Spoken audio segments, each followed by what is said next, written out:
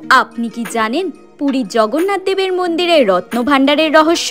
পুরী জগন্নাথ দেবের রত্ন ভাণ্ডারে রয়েছে বহু মূল্যবান রত্ন। জগন্নাথ মন্দিরের ভেতরে রয়েছে একটি গোপন চেম্বার, আর এই চেম্বারের ভেতরে রয়েছে দুটি ঘর, বাহার ভাণ্ডার আর ভিতর ভাণ্ডার।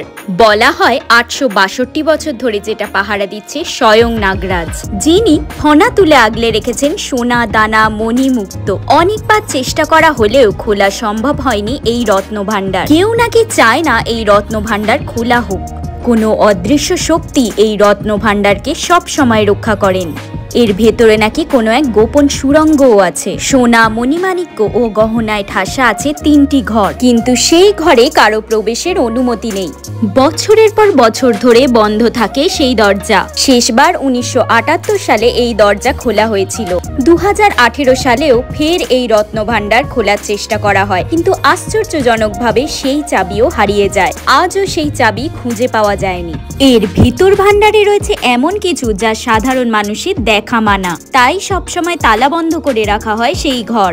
এই রত্নের আলোর ছটায় নাকি একবার অন্ধ হয়ে গিয়েছিলেন মন্দিরের এক সেবক। আপনি যদি প্রভু জগন্নাথ দেবের ভক্ত হন তবে চ্যানেলটিকে সাবস্ক্রাইব করুন।